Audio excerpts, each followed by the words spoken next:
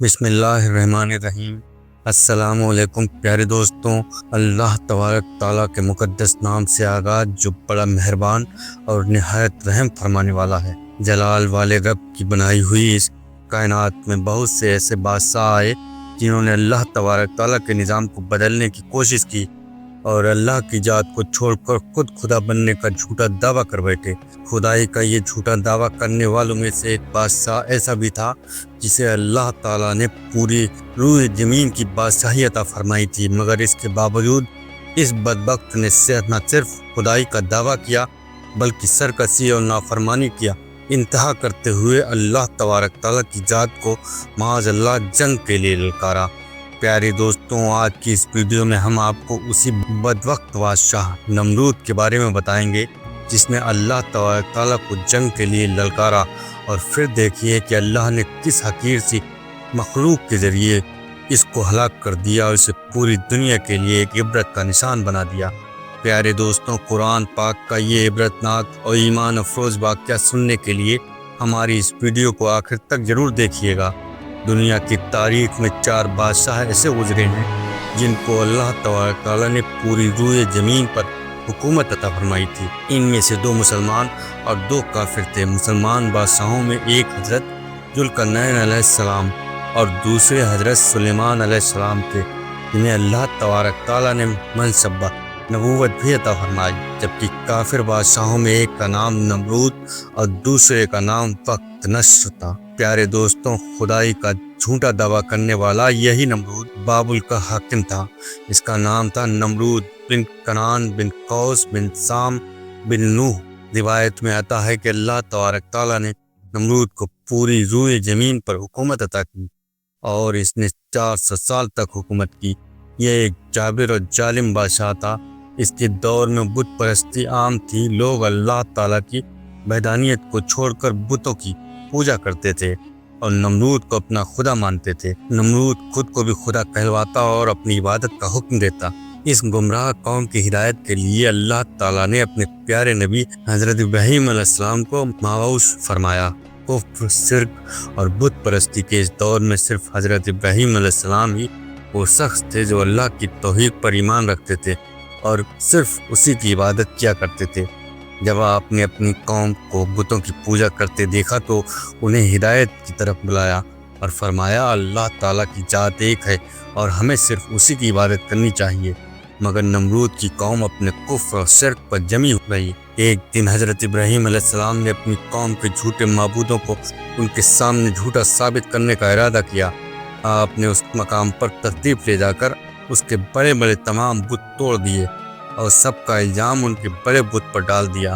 جب نمرود کی قوم واپس آئی اور اپنے بتوں کو ٹوٹا دیکھا تو بے شک سمجھ گئے کہ یہ کام حضرت ابراہیم علیہ السلام ہی کا ہے۔ چنانچہ انہوں نے بدلہ لینے کا منصوبہ بنایا اور حضرت ابراہیم علیہ السلام کو قتل کرنے کا ارادہ کر لیا، اور اس واسطے نمرود کے دربار میں حاضر ہوئے اور نمرود کو سارا واقعہ سنایا اور نمرود سے حضرت ابراہیم علیہ السلام کو سزا دینے کو کہا۔ اس طرح جب نمرود نے یہ بات سنی تو آگ ببولہ ہو گیا اور اس نے ایک بڑے سے میدان میں آگ جلانے کا حکم دیا۔ نمرود نے یہ حکم جاری کیا کہ ایک بڑے میدان کے اندر آگ جلائی جائے اور اس میں حضرت ابراہیم علیہ السلام کو ڈال دیا جائے۔ چنانچہ نمرود کے حکم کے مطابق ایسا ہی کیا گیا۔ دور دراز سے لکڑیاں جمع کی گئیں اور میدان کے اندر اکٹھا کر آگ لگائی گئی۔ وہ آگ اتنی بڑی تھی کہ اس کی لپٹیں آسمان کو چھو رہی تھیں۔ پیارے دوستوں، جب وہ آگ بھڑکی تو حضرت ابراہیم علیہ السلام کو اس میں ڈال دیا گیا، لیکن جیسے ہی حضرت ابراہیم علیہ السلام آگ میں پہنچے، اللہ تعالیٰ نے فوراً آگ کو حکم دے دیا، اے آگ تو ابراہیم پر ٹھنڈی اور سلامتی والی ہو جا۔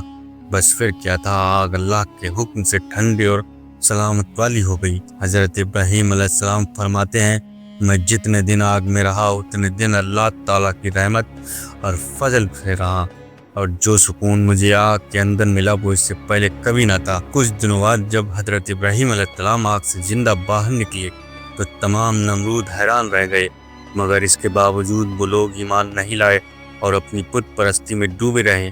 لیکن حضرت ابراہیم علیہ السلام اپنے عہد سے پیچھے نہ ہٹے۔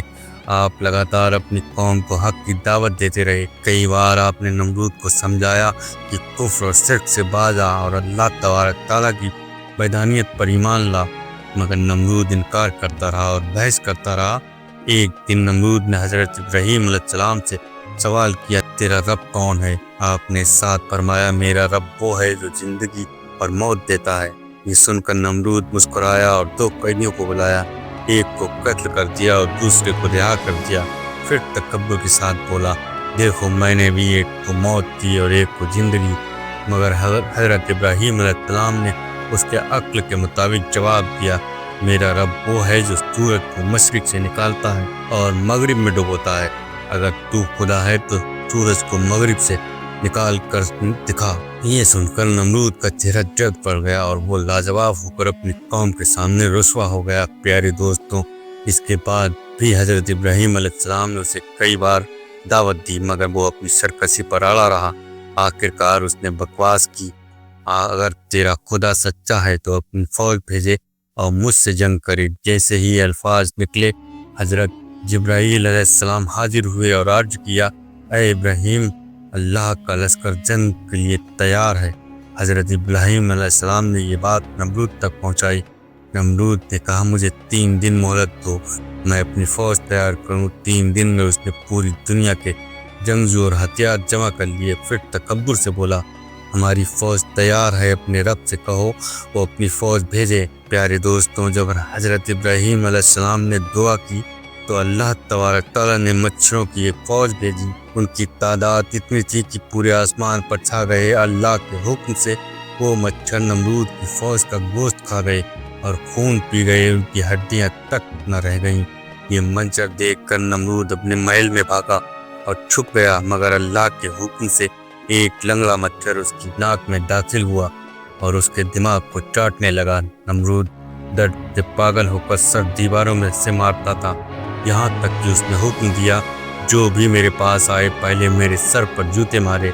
जूते खाने के बाद थोड़ी राहत मिलती, फिर दर्द शुरू हो जाता और इसी तरह आखिरकार नमरूद उस मच्छर के हाथों हलाक हो गया। वो नमरूद जो पूरी दुनिया पर हुकूमत करता था, वो नमरूद जो अल्लाह को जंग के लिए ललकारता था, अल्लाह ने उसी को एक हकीर मच्छर के हाथों हलाक करवा दिया। बेशक अल्लाह ताला हर चीज़ पर कादिर है। तो प्यारे दोस्तों, अगर आप लोगों को हमारी ये वीडियो और इसमें दी गई जानकारी अच्छी लगी हो तो आप हमारे इस वीडियो को लाइक करें और अपने यार दोस्त रिश्तेदारों को शेयर भी करें और कमेंट भी करें। और अगर आप लोगों को हमारे इस वीडियो से कोई जानकारी हासिल होती हो तो इसे अपने यार दोस्त रिश्तेदारों को भी शेयर करें ताकि उन्हें भी जानकारी हासिल हो, क्योंकि अगर हम अपना इतिहास जानेंगे नहीं तो खुद को पहचानेंगे कैसे। अल्लाह हाफिज़ दोस्तों।